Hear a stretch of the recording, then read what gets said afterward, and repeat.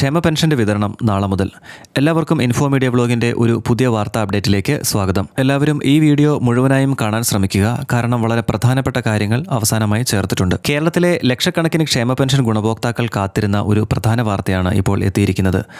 സംസ്ഥാനത്ത് സാമൂഹ്യ സുരക്ഷാ പെൻഷന്റെ വിതരണം നാളെ മുതൽ ആരംഭിക്കും. ഇതുമായി ബന്ധപ്പെട്ട നടപടികൾ പൂർത്തിയായതായും വിതരണം ഘട്ടം ഘട്ടമായി ആരംഭിക്കുമെന്നും അറിയിച്ചിട്ടുണ്ട്. ബാങ്ക് അക്കൗണ്ടുകളിലേക്ക് നേരിട്ട് ലഭിക്കുന്നവർക്കും സഹകരണ ബാങ്കുകൾ മുഖേന വീടുകളിലെത്തിച്ച് വിതരണം ലഭിക്കുന്നവർക്കും ഈ നടപടികൾ ബാധകമായിരിക്കും. ഓരോ മാസവും പോലെ ഇത്തവണയും എല്ലാ ഗുണഭോക്താക്കൾക്കും ഒരേ ദിവസം തുക ലഭിക്കണമെന്നില്ല. ആദ്യം ബാങ്ക് അക്കൗണ്ടുകളിലേക്ക് ക്രെഡിറ്റ് ചെയ്യുന്നതും തുടർന്ന് സഹകരണ ബാങ്കുകൾ വഴി വീടുകളിലെത്തിച്ച് വിതരണം നടത്തുന്നതുമാണ് പതിവ്. അതിനാൽ നാളെ തന്നെ എല്ലാവർക്കും തുക ലഭിച്ചില്ലെങ്കിൽ ആശങ്കപ്പെടേണ്ടതില്ല.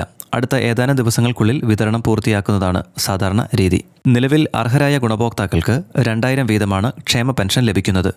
സാമൂഹ്യ സുരക്ഷാ പെൻഷനും വിവിധ ക്ഷേമനിധി ബോർഡ് പെൻഷനുമായി ബന്ധപ്പെട്ട നടപടിക്രമങ്ങൾ അനുസരിച്ചാണ് വിതരണം നടക്കുക. പെൻഷൻ ലഭിക്കുന്നവർക്ക് മറ്റൊരു നിർദ്ദേശവുമുണ്ട്.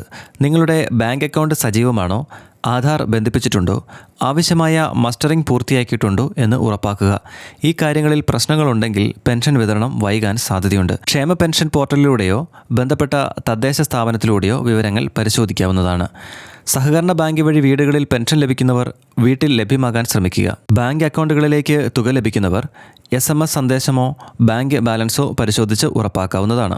വീണ്ടും ഓർമ്മിപ്പിക്കാം, ക്ഷേമ പെൻഷൻ വിതരണം നാളെ മുതൽ ആരംഭിക്കും. 2000 നിലവിൽ വിതരണം ചെയ്യുന്നത്. എല്ലാവർക്കും ഒരേ ദിവസം ലഭിക്കണമെന്നില്ല.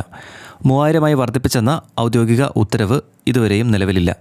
മസ്റ്ററിംഗ് ഉൾപ്പെടെയുള്ള നടപടികൾ പൂർത്തിയാക്കിയിട്ടുണ്ടെന്ന് നിങ്ങൾ തീർച്ചയായും ഉറപ്പാക്കുക. ക്ഷേമ പെൻഷൻ വിതരണം ആരംഭിക്കുന്ന ദിവസങ്ങളിൽ ബാങ്ക് അക്കൗണ്ടുമായി ബന്ധപ്പെട്ട തട്ടിപ്പുകളും വർദ്ധിക്കാറുണ്ട്.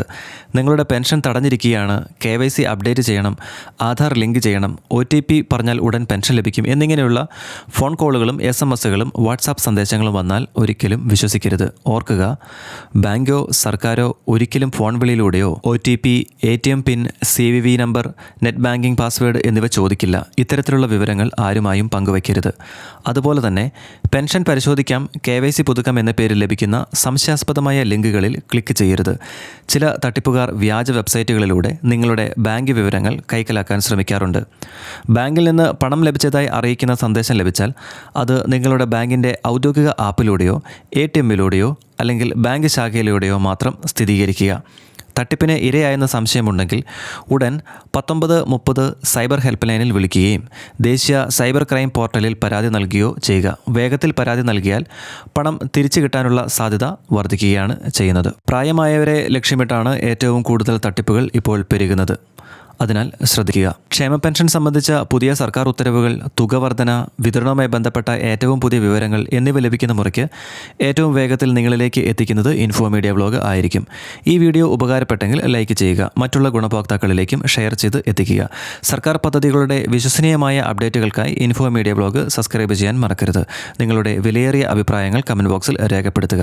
നമുക്കപ്പോൾ മറ്റൊരു വീഡിയോയിൽ മറ്റൊരു വാർത്താ അപ്ഡേറ്റിൽ കണ്ടുമുട്ടാം. നന്ദി.